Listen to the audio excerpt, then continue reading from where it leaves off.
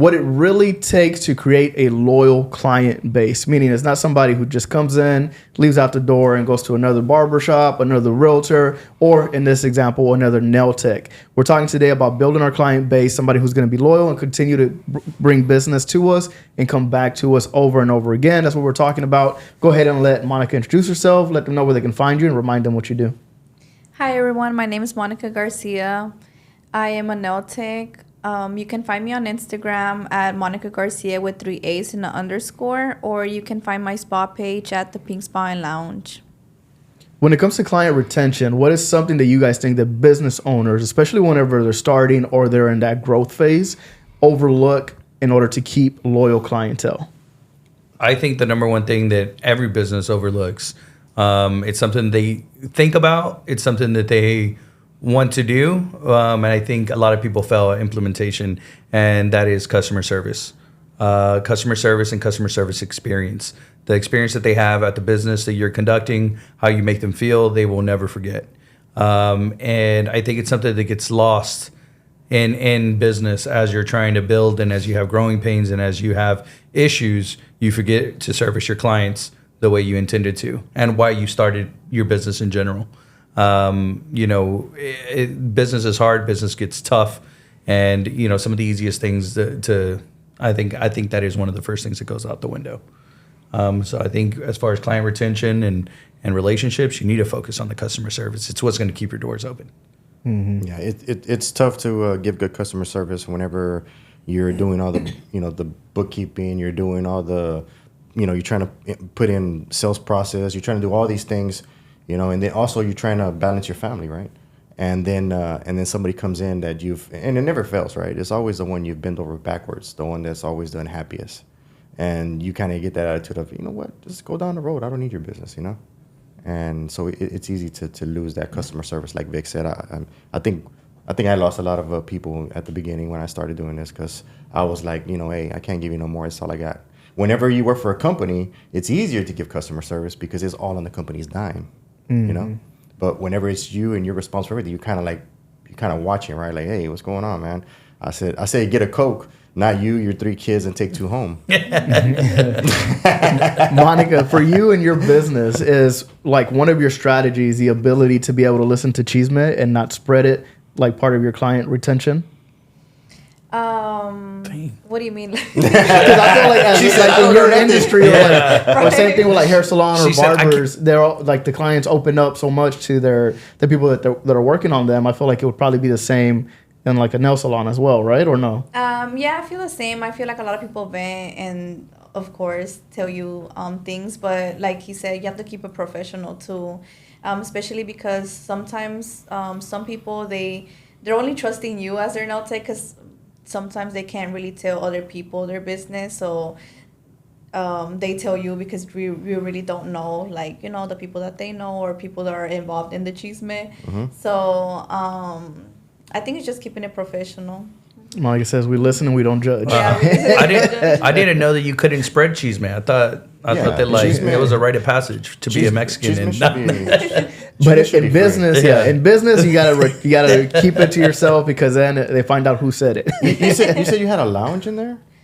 At the spa. You said spa and you said a lounge. Yeah, the Pink Spa and Lounge. Well, I guess you can consider it a lounge. It's kind of small. And people hang out there and drink and hang out, or no, smoke hookah. She said, "Do not come over here and do those things there." Not to cut you guys off, No. but Monica, do you mind moving your mic a little bit closer to you? Yeah. There you go. Is that better? A little bit higher. Just make sure we can hear you. It's the arm. Push up. Oh, okay. Push up. There you go. Yeah, like- And now fix it. There There you go. There, that should work. Okay, so I actually have a coffee bar in there. So okay. yeah, Oh, so awesome. people can get their iced coffee or latte and then just hang out in the lounge area. Why somebody does a spa?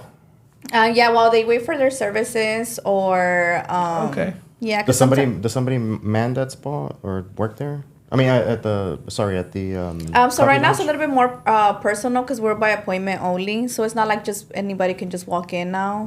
Versus the other one was different. We can't go get a free cup of coffee. Yeah, that's what I was thinking. Can we go work out of there? we work- You got like a can we big work out Hello of- Kitty studio, right? Free Wi-Fi. Right. No, so since this one's the new studio, I just kept everything just pink. I didn't add no theme. Okay. Nice. Yeah, so no Hello Kitty.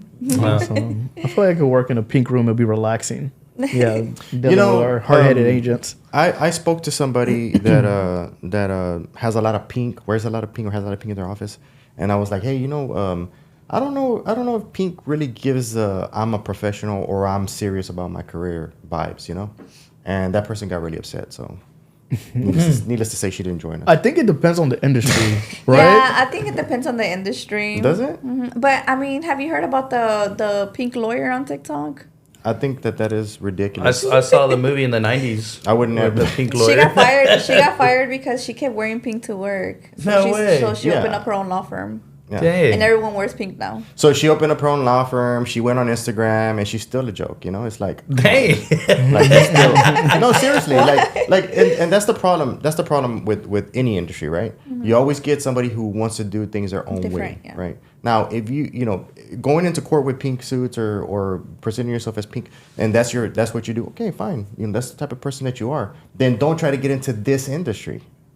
Go find something else that will allow you to wear pink outfits every day, right? That's my thoughts, right? And once again, my opinions, right?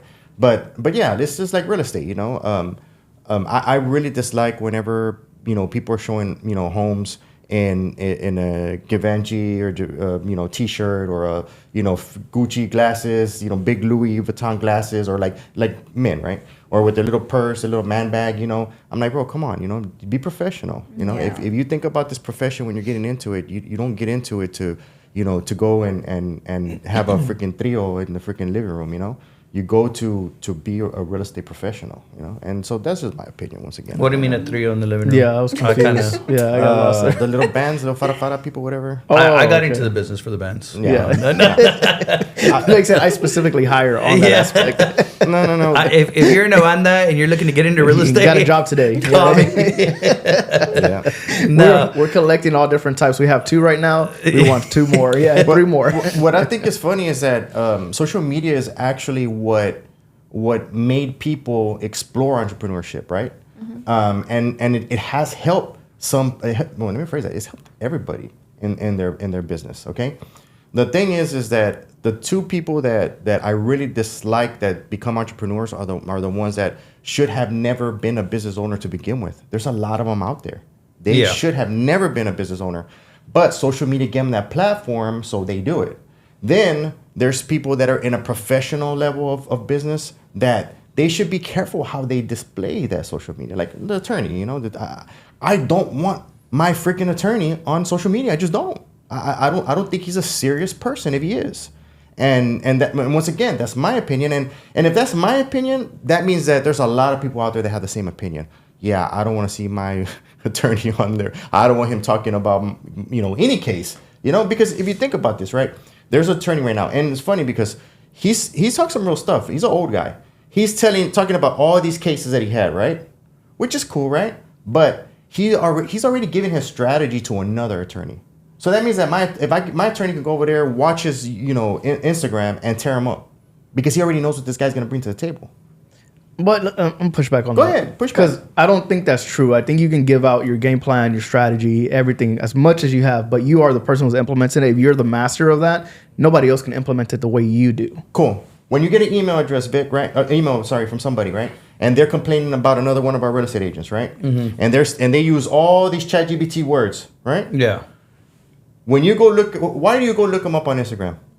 Because I want to see what they're about. Yep. Mm-hmm. And whenever you see they're just fluff, what do? I'll tear them up. I forget this guy and proceed. Yeah, but that's if they're just fluff. If they're an actual professional realtor, and you can say, okay, well, this dude has to carry some weight. So what I agree when Nate was talking about is speaking about attorneys in general. Attorneys they build their career off of chess moves, right? Everything that they say is strategic. Every word earns its place. Right? When they're trying to close somebody or convince somebody to do anything, attorneys are great salespeople, and they have to have a strategy, and they have to be calculated in every move that they make. So if you're giving your strategies or you're giving your secrets out, then that means that you're giving somebody your game plan, and they can use that to beat you, right? It's like when you have a chessboard and you have these the AI, or like, there wasn't AI back then, but right, machine learning, that it's looking at the moves you're making, and it gives you the 7 best possible outcomes to beat you. Right? It's with AI right now, I can literally scrub your YouTube video, give me the strategies he most likely uses, and then how I can combat those. And I have an AI doing the work that tells me how to get one up on you. Mm-hmm. And if I have no content, you have no idea of how I'm coming at you, or what field I'm coming from. The thing with AI, which I do agree with what you're saying. However, you got to also take into place that AI is pulling from everywhere. So the plans that AI is going to try to do to combat you, a lot of times they're having this problem within law firms right now. They're using, for kids who are going to school, they're using and asking AI to pull certain information, case studies, and people have uploaded fake case studies, and AI is pulling from fake case studies. So AI is not 100% flawless, and it can't combat who you are as a person. And if you go into that courtroom and you know how to convince the people who are going to say yes or no, this person's convicted, another person can't just go in there without your strategy or without you as a person who can carry that. In your scenario, that makes sense. In our scenario, I don't think he's ever been in the court. No, I don't know. I'm not a lawyer myself. In your scenario, what you're saying. Yeah. In that scenario, that makes sense. But what Nate's speaking to, and me kind of connecting on that topic, it's I'm going to go to your specific YouTube, so only things that you've put out. Or your specific Instagram, only things that you put out. So I'm not pulling from I'm not doing a Google search and pulling from you. I'm pulling from the video content with your face that you've done from your platforms, right? And AI has the ability to just do that. If that lawyer's better than you and they combat the other lawyer, the better lawyer's going to win, whether you know his strategy or not. But hold on, but it's going to make it goes back to the brokerage. I mean, if you do that, it's going to make an uphill battle. It's like, why even put yourself in that situation where you have to fight harder than what you have to? Then why even do content as a brokerage? Well, we're talking about attorneys. This is overall. We're not attorneys, right? This is overall conversation about business in general. As a business owner, if social media, you're not necessarily scared, but if your tactic is saying, hold on, let me finish. If your tactic is saying that if I put out there what I do for me, for my company, and other companies that see it, they're going to take it. Do you think the other company is just as good as you are, so you shouldn't put it out there? I think you should only be scared if you feel like the other people are better than you. Yeah, and I think we're talking about strategies in general, right? Mm-hmm. Full transparency. Maybe this is going to scare off my 40 viewers a week. I'm not putting our company growth strategies online. That's what I was about to say. I was going to say. Well, it's not specific. This is not personal. I'm giving an example. I watch Busby, okay? Busby has a podcast. Who's Busby? The attorney. What's his first name? Tony Busby, okay? Oh, okay. I watch his podcast. He is funny. But check out what Tony Busby's talking about. He says, I don't like people who parallel park or park backwards or whatever. Yeah. In reverse park in parking spots. That's what he's talking about. He's talking about his personality. He's talking about things he doesn't like, things whatever. Just kind of almost joking around, right? Mm-hmm. He's not sitting there like other attorneys, literally going through cases that they've fought and how they should fight and how they should not fight. Another thing too. They're not going through, their life journey as a freaking attorney either, where they put too much information out there where it's kind of like, all right, well, this chick is if she's a spiteful, petty chick, I don't want to, deal with her, right? So with me, I do the same. If you look at everybody's like, oh, why don't you do stuff about training? Why don't you do stuff about this? Why don't you do stuff about that? I was like, I don't want to let people know what I know about real estate or what I can do in real estate. I want people to hear my personality, that I'm no nonsense. I'm about business. I like to make fun of people. That's what I want them to know. So these attorneys that are there giving their strategy, those are like, and the people, and also, one thing I don't do on Instagram is tell my problems, You got some of these she's shaking her head. Yeah. She said, people are like telling their problems and the struggles and and how hard it is, as a whatever, right? Whatever you are, if you're a woman or you're gay or you're whatever, you're a minority. Like, come on, like you're already weak in my part. In my opinion, I don't want to use you. Done. So then there is nuance to being on social media as a business owner. Okay. Yes. Well, that was my point. We talk past each other. Yeah, that's right. No, I said nuance. not talking past each other. My point was that there isn't nothing wrong with your lawyer being on social media. If you're saying they're going down specific by point by point exactly how they won their case. I could see that Yeah. point. I still don't think that a better lawyer could be the best lawyer. Well, not in the just room. that, but it helps, even with Busby, it helps to see what type of personality he has. So whenever an attorney goes up against him, he can definitely use that against him. Again, we're talking about business owners in general. I Yeah. don't know too much about lawyers myself. I'll Yeah. be honest with I can that. tell. But business owners in general, which I mean, that's not a shot because I have never gotten in trouble. So As I could tell. in general, right? As a business owner, which this conversation is about, you should be on social media.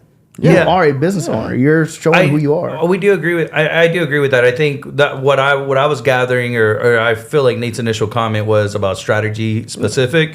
Now going back into the whole social media, like just stepping back and looking at business, I think you absolutely do need to be on social media. They need to know who you are, who they're dealing with. And there will be some repercussions for that. You just have to decide if you're ready for those repercussions or not. I think a lot of business owners have opted not to be on social media because they don't want to deal with those repercussions. And I commend them. Great job. Unfortunately for us here in real estate, I think that we have to be social and we have to be out there, top of mind for people. And real estate's more of a marketing job. The more experience I've got into real estate, of just realizing it's all marketing really, and it's all about who could lead gen better. And you're gonna have to be on social media. So for us, there's no real option there. And I think for any business starting, you have to be out there. Yeah, have to. That's the Instagram. Okay, so the nuance is that you do have to do it, just you don't give all the sauce. That's the nuance. Be careful. Exactly. Be ready for the repercussions that are coming. That's good or bad. Don't really show who you are if you're a degenerate. Exactly. Pretty much. Yeah. Definitely. Yeah. Social media is the new business card. It's the new website. It's the new everything. Nobody goes to your website to see what type of company you have. Nobody goes to your business card and tries to examine your business card. They want to see what your social media page looks like, and that's how they're going to judge you and choose you. I looked up somebody's website on their business card, and the domain was not active. And then I started looking at all the business cards I'm getting, and a lot of the domains are not active. Yeah, so I think it's really funny. I think a lot of people are maybe just listing a domain, and they don't even have a website. Yeah. I've gotten a lot of business cards recently with inactive domains. So Monica, feel free to interject whenever. When you're looking for an attorney, where do you go to find that attorney? Google. You Google it? Yeah, I think so. I like to look at reviews, and then once I find somebody that I think I like, then I go to the social media and then see what they have going on. Would you use an attorney that you follow on Instagram? If I usually, I feel no. Yeah. I will say that my attorneys I think it are not depends on on Instagram. why you're following them, neither. right? Yeah. If you're following an attorney because of their lifestyle versus if you're following an attorney for what they actually do, it's the same thing as a realtor. Am I following a realtor because she's hot, or following a realtor because she gives good information? I know she's going to handle my deal properly. I think that's the nuance in the conversation. Yeah. Do you follow people because they're hot on Instagram? I used to clarify. I think a lot of people do, and that's the problem, that a lot of these girls think that, therefore my Instagram got me business or whatever. And no, it got somebody a free date. He went, and if you don't see it that way, but he did. He showed up to your office, or he showed up to a home, and he was trying to see what you were about, or si caías, see if you were down. Well, we talk about ROI, right? That's a waste of time for me. Let's say they got a free date, they got a free lunch, $100 steak. Maybe ROI is there. Who knows? And you see, that's For why. them. That's For why. them. For them, I'm trying to for see them. who's taking Nate on dates that he feels this a waste of I time. know, right? No. It wastes our realtors' time. How many realtors have we had call us and say, "Hey, this guy wasted my time." Oh, this investor wanted to, and then all of a sudden, what happened to the investor? Oh, no, he was just wasting my time. Pretty much. Yeah. And that's the terrible part about it. I don't think they even get steaks or drinks out of it. They just Some of them, though. meet Yeah, at the house. that's the sad part. Look, Yeah, I'm you're doing all this gonna for free. Not here, say any bro. any realtor that's been on my team knows how to get the money. So we've gotten some. That's terrible. Bro. And I mean, I think that's the important part of being professional in your social media, the way you present yourself. Because it doesn't matter whether it's social media or out in public. The way they see you is the way that they're going to treat you. So going back to what Nate always tells us about dress code, like Nate always says, you leave the house, if you're full-time in real estate, you leave the house dressed like if you're going to go show a property. Same thing for any realtor. The way you leave the house is the way you're going to get approached. If you don't like to get approached in a certain manner, it's because of how you're dressed, and switch up your style. Yeah. You know, and it's plain and simple. I will admit that I tell Nate. I think I've been one of the biggest, person that's giving you pushback for professionalism or kind of dressing up. And anytime we go over our core values and Nate doesn't remember them, and I'm like, bro, one of them is literally just for you, and it's professionalism. I will notice as of these last 3-4 years, right, with my kids.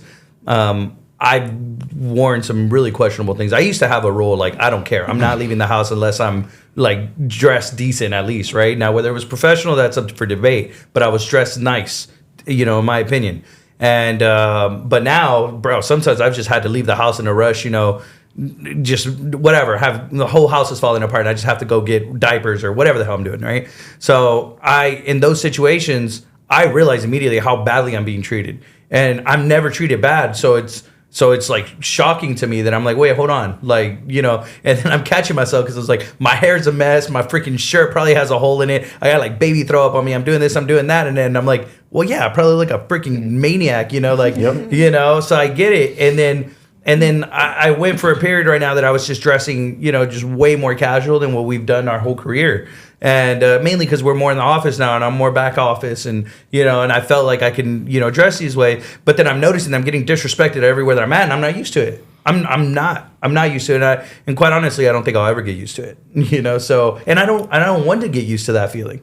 So it's like, dress up, feel good about yourself. People will give you the respect. People appreciate you dressing up. It doesn't have to be brand new things, expensive clothes. It doesn't have to be any of that. It just put the effort in and people appreciate the effort. And I think Monica can attest to this because I'm pretty sure a lot of your clients, they come in feeling one way. Like I know with a barber, right? Whenever I go get my haircut, it's been grown for 3 freaking weeks. I feel different when I walk out of there. Pretty sure you could attest to with your clients to come in and get their nails done as well. Yeah, I feel like they feel like a brand new person every time they go because then they get their nails done, especially your nails because that's what people like look at and whenever you're talking to them or the handshake and stuff. So, do they go in pajamas or like in house shoes or? So no, I don't think I have clients that go like that, but I've seen some people. Yeah. Look crazy. So that's the biggest thing that I always tell people who have a 9-to-5 job or an hourly job or whatever, they want to become entrepreneurs, right? And I always tell them, look, if you can't, and it's always those people, right? Oh, just waiting on Friday. Oh, I hate Mondays. Oh, hump day. Oh, it's 5 o'clock somewhere. Those people, right? I always tell those people, bro, just stay where you're at and be a functioning member of society so that we can have a career here. We can make money, because those are the people that they think that being an entrepreneur means that you can wake up whenever you want. Yeah. And you can do whatever you want. And you can, you don't have to do anything, And so what happens with that is that, when you're at home, the day goes like that. And you supposedly you do little favors for yourself, right? Trying to, it's Monday, Tuesday, whatever. Let me go drop off the cleaners, right? Let me go to the store real quick and buy this. Hey, let me fix this tire. Hey, whatever, right?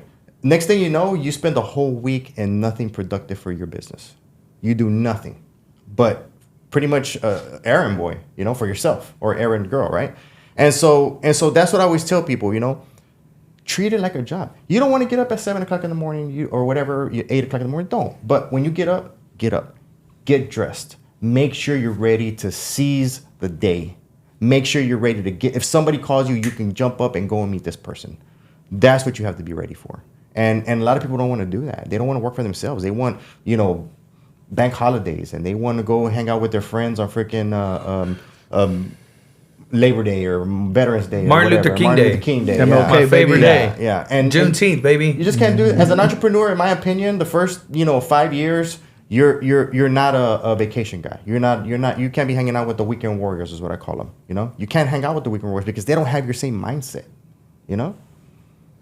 Yeah, I quite honestly, 5 years in our business before I even kind of took our first vacation, and I think even then, after 5 years, I had some great opportunities to take a lot of trips and do a lot of things. My wife was a flight attendant, and I could have gone everywhere, anywhere, at any time. And I definitely one of my biggest regrets is not taking more trips, but I just didn't have the time, and we couldn't. I wanted to. I do regret it. But we're building something here, And in retrospect, you know, hopefully we keep building, and I get to take better vacations than riding on buddy passes, because those are brutal.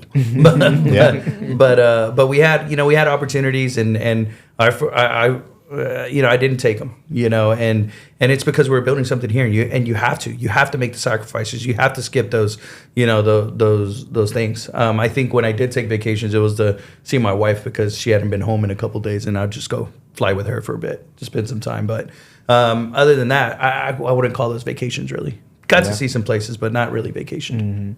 So now that we've covered on the branding side what you shouldn't do, or what we consider to be good or bad on there, what are you doing to like stand apart from all of the noise, specifically on social media? Even though I know you've built a pretty good brand for yourself on social media, but you're also doing a gala, right? That's coming up. You want to tell us about kind of like your thought process between that, and you're doing that to like also expand your what I would say brand and your also sphere. authority within your sphere. So pretty much the gala is so different creators and business owners meet each other, and meeting new content creators from social media, and just like you said, building a brand, getting to know each other. And I think it would be perfect for my salon as well, because it's going to be in the same building. It's just going to be on the 20th floor. So I will have the event going on there, but they can go to the 17th floor. That's where my salon is at, and they can take a tour. So the gala is pretty much a whole day event. It's gonna be in the morning. It's gonna be sound bath at 9 a.m. So it's like meditation. And then after that, it's at 10 a.m. and 11 a.m. It's gonna be another Pilates session. So that's like trending right now with the girls and stuff. So it's just for women? No, it's women and men. I don't appreciate the hesitation there. Yeah, well, I came across guys that do yoga, so they're everywhere. Straight guys? I don't know. I don't ask. I was in a dad group, and I made fun of them for Pilates, and I got kicked out. So. That's terrible. So let me ask you a question. Guys who was doing Pilates? They wanted to do how they were Pilates? training, and they were doing the dad meetups like on Sundays, and they're like, should we go run or should we do Pilates? I was like, leave the Pilates to the girls. Yeah. And they're like, hey bro, we're not gender bashing or something here. I was like, all right bro. I was like, well, I am, and they were like, they hit me with like, you need to leave. Yeah, it makes sense. Exit. I was on my way out anyway. So I have a question. A question, but I have an opinion, right? I figure that it wouldn't be too hard for you to be successful as a nail tech, because it's dominated by Asian people, right? That business. So Yeah. all you have to do is just be different, right? Speak English and do what they want, right? Because I fight. Remember, I'd be fighting with my lady does the pedicures. I'd be fighting with her because she don't listen to me. I said no, and she gets upset. Nate says, pull up the grinder. Yeah, She don't want to. She said, you like pink. You like pink. No, she put up The sandpaper. No, I like my nail. I get the natural buff, right? But I want it with the little machine, the little roller, the little bzzz. But she's trying to do it with this. Well, it's because you don't know the name. And She don't I'm know what a like, little no, bzzz she is. I've been there like so many times. Do you know what that is? What's a little What is it called? She's like, yeah, I know exactly what he's talking It's a about. Dremel. It's like a sponge on a drill, but What do you call it? yeah. I she guess said the yes. bzzz. Yeah, I said, bzzz, No, but I have a hard time. They don't listen. And then once they're done, they're done. They're like, no, your nail's messed up, or no, it's your finger. Man, come on, look, do it straight. So, does that give you more business, or having so much competition really hurt your business with the prices? I don't think there's a lot of competition because you have to make yourself different, obviously. But yeah, I do feel like a lot of people do rather go to an independent nail tech just because you have the same language and, like you said, do what I tell you to do. Also because you get to actually build your relationship with your service provider. So, a lot of my clients, they've been coming to me for 8 years. So we basically know each other. We know everything about each other, you know. And I think like you said you've been going to your nail tech for a long time, but do you know anything about her? No. Yeah.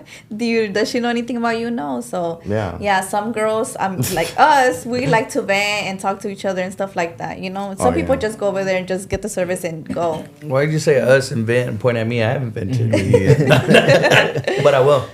You know, I got a manicure and pedicure in Mexico, and they came to my room and like she brought all her stuff and she hooked it up. She was really good. I don't know. I'm gonna give a controversial take here. You know, if I would see a place that said like soul food, right, and I walk in there and there's a bunch of Caucasian men, I'd probably be like, I don't know. So I don't know if I walk into the salon, I don't see no Asians in there. I'm gonna be like, well, I'm guessing if they're Cajun, it'd be okay. I don't think. Do you have that issue? I think at the beginning, yes, but that's because there weren't a lot of other nail techs that were different races and stuff. Yeah. So I feel like I did get comments like that, like, "Why are you doing nails if you're not Asian? Yeah. Are you even good?" Yeah, I did get those comments. Yeah, in person. really? Yeah, in Dang. person. But the Asians aren't even that good. Nah. Yeah. Even with like dry cleaners, like my favorite dry cleaner, he's Hispanic. Bro. He's Hispanic. yeah. My favorite dry cleaner is a Hispanic dude. He does great. Yeah. I mean, they're all owned by the Asians, but the workers with the Hispanic ones are the best for sure. That's Well, my racist. guy, he's Hispanic. He owns his dry cleaner. Where? Midtown Dry Cleaners. Yeah, good customer service. Great. Yeah. You know, I can one see it. time I took a suit of mine to another dry cleaners that was, I'm not gonna say what race, but it was owned by another race, right? And I got my clothes back, and it just smelled like chemicals. It's so strong. Yeah, I've had. And that's how I met this dude. I just randomly found him down here, just cruising downtown, and I was like, you know what, let me go see if they can figure it out. So I took it like literally with the bag and everything. I said, I just got this Cruising bag. in your scooter, or how were you Yeah, cruising? no, I was this before I had moved to downtown, so I've known this dude for years now. So I took it in there and I had the cover on and everything straight out of dry cleaners. I told him, I was like, hey, why does it smell like this? And he looked at me. I said, bro, like just smell it. I was like, it's straight out of the dry cleaners. And he's like, oh, it's because they buy their chemicals in big old batches. And whenever you buy a big old batch, it comes in a plastic container, and the plastic container starts to leach. So it smells like those big plastic containers that stink. And he was like, that's why. It's because they just buy in bulk, and then they don't ever like run through it. He's like, here, what we do, we buy small batches. That way your clothes never stinks. And I've never had that problem with her. And he's Mexican. As a matter of fact, I've been trying to bring him over here to the podcast. You know, the cleaners by our house used to break all the buttons on my shirts. Yeah. I'm like, how are you breaking my buttons? You know, and so I stopped using that guy too. Or my suits like this, the lapel side, they make it super wrinkly. they'll do that. Yeah, I haven't had that problem with this dude, and I've been going on for They 3 put years. too much heat, and the canvas and the inside starts coming undone. But that means is you have a felt canvas, so you got a cheap suit. I don't know if I this did is, have cheap suits. At I don't the know if time. this is a hack or if it's common knowledge, right? But I used to drop off the dry cleaning with myself all the time. And mainly because I felt like it was just a drop off. So I felt like it was my help to the household. I was like, yeah, I'll take the dry clean. I'll drop it off. Cool, no big deal. The moment that I gave that task back to my wife, my dry cleaning is so much better. Like, she has a great relationship with the people at the place. They know her. They talk to her. They talk to the kids. It's exciting. I go in there. They're like, oh, where's your wife? I'm like, I don't know. They're like super rude to me, but they're so nice to my wife. And she freaking like is friends with like all the girls there. So hack is, I don't know. I felt like that was my contribution to the household. I was really shooting myself in the foot. So don't contribute to your household. Let your wife do it. The cheat code is that's why you get married. You get married and have your wife do all that. Yeah. You go out there and work and earn it. That was what Nate was saying. No. Why you look at me like that? And my wife ran a nail tech empire, then I'd be at home. Yeah, right. Yeah. No, she enjoys it though, so it's fun. She enjoys it. My clothes comes out way better than what it used to. I don't complain as much, so it's always a win. All right, guys. Well, that's where we're gonna exit out. Let them know where they can find you. Again, are you inviting people to the gala, or was it already like a set RSVP? No, so you can buy your ticket at Eventbrite. I put it there, but you can also go on the Instagram Content Gala, and the link is in the bio. Okay, awesome. Let them know where they can find you again. And you can find me on Instagram, Monica Garcia with _. Okay. Nice. Hi, my name is Victorino Cortez. I'm the president here at Lionsgate Realty. If somebody knows the name of the bzz to do my nails, let me know. You can message me on Instagram at Real Presidente. And my name is Nate Balderas. You can find me at Better Call Nate on all my social media outlets. And I am your gracious host here of the HBR podcast. Giovanni, you can find me on Instagram as Giovanni East HTX. Until next time. Great job, guys.